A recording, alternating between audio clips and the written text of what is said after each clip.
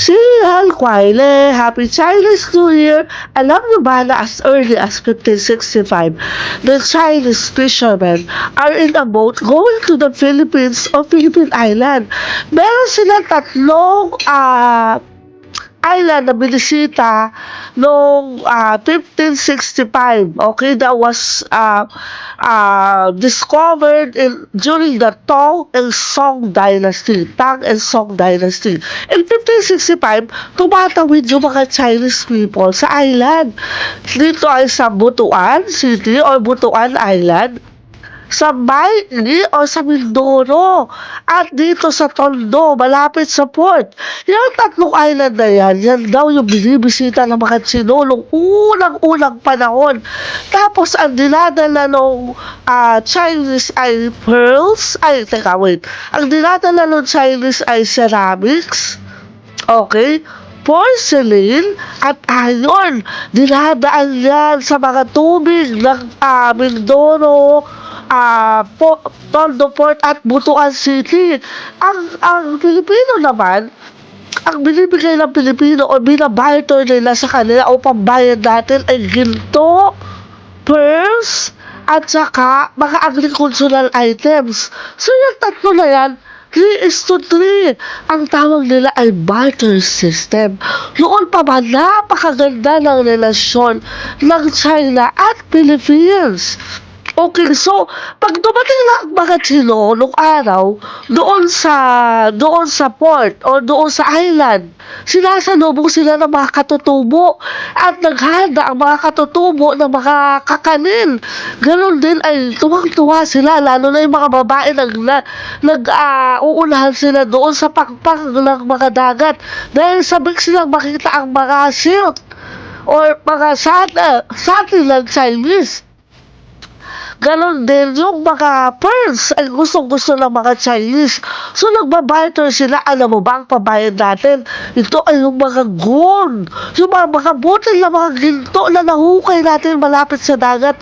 Nandito ito sa Mindoro. Nandito ito sa Butuan City.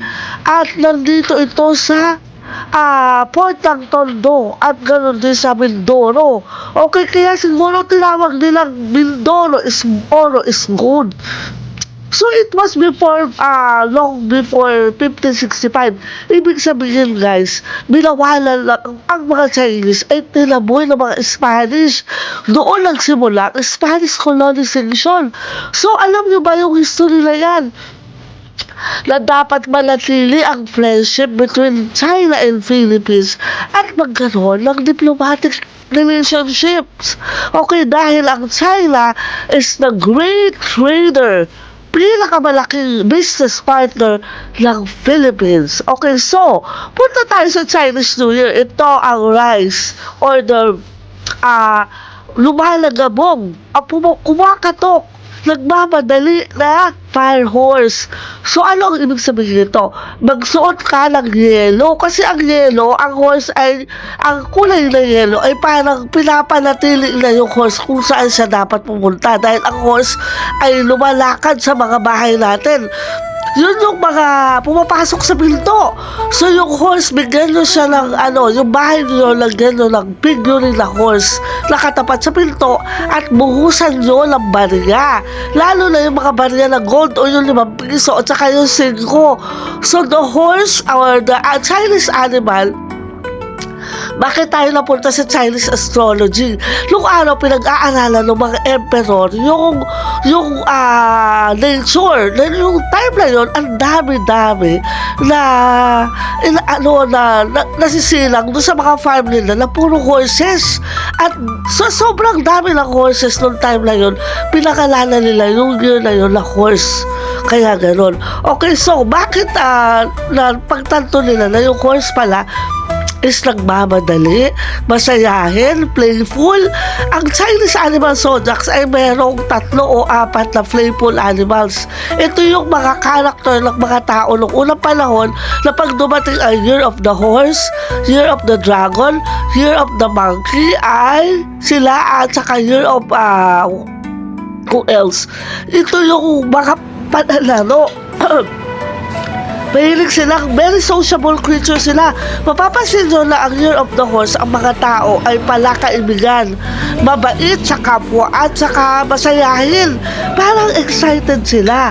Ganon ang Year of the Horse. So asahan nyo na maraming mabubuo na friendship, magkakaroon ng yung mga hindi magkita, magkakaroon sila ng meet up.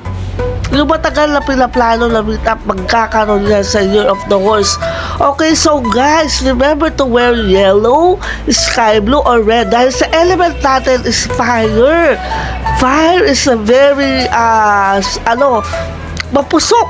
Okay, mapusok siya at saka very warm ang fire horse. So, para mabawasan at manatili daw yung pera natin na nagagastos natin because of the fire element, nasusunog ang pera, mag-wear ka ng sky blue or yellow. Yellow will keep the money staying. Kung meron kayong yellow bag, wear your yellow bag or yellow pocket, yellow dress. Napakaganda na kasi it enhances or balances the fire element.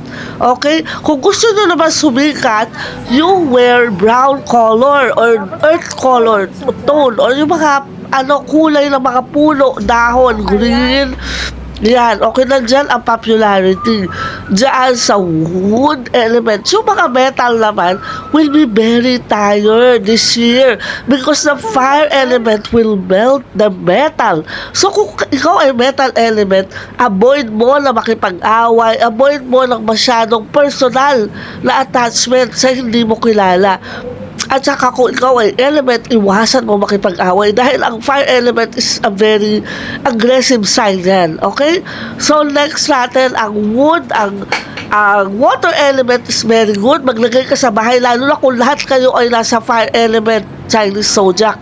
Okay? So malalaman mo na ikaw ay fire element kung ang year of birth mo is ending or 6 or 7. So, parati ka makisama doon sa wood because the wood will make you popular and will make you feel at ease or at home.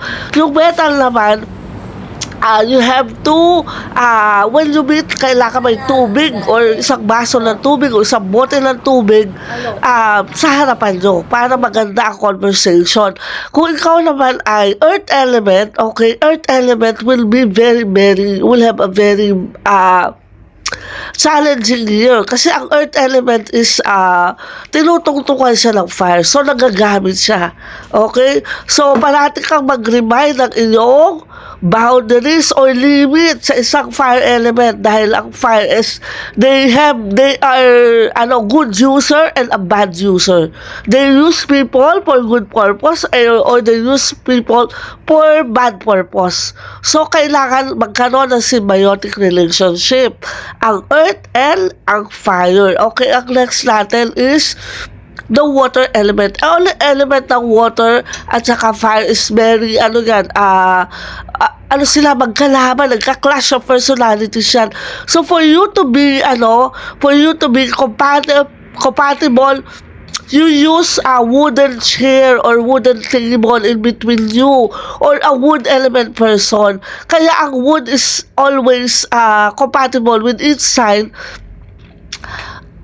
except sa metal kung ito ay merong water. Okay, so lahat na papakisamahan niya. Ang wood ay nakikisama ang wood element people ay pwede makisama sa fire, okay, sa water at saka sa earth. Kasi lahat yan kailangan na. Pero iiwasan siya sa metal. Now, for the wood and metal to be compatible, there should be fire in between them. Okay? So, that's it. Pansit. Happy New Year, everyone. Don't forget to eat red colored. Okay? Para doon sa gustong gumaling sa sakit, you eat red color tikoy. Okay, why is tikoy? Tikoy is a symbol of longevity, closeness, love. Kasi dikit-dikit siya. And round siya or circle, sabihin walang kanto. Pag walang kanto, walang masyadong problema. There you go, guys. Happy Chinese New Year, everyone. Stay lovely, stay in love. The fire horse is full of love and heat. Okay, so kailangan i-balance nyo yan. Alright? Have a great day everyone. All machineries, lahat ng umaandar na ginagamitan ng oil, lahat ng mga bagay lang dinadaanan ng apoy, yung pagluluto, that's a good business. And also machineries, repair shop, okay, and what else? Yung showbiz industry, okay, that will be, lahat na tinatapatan ng ilaw is a good business for this year, okay?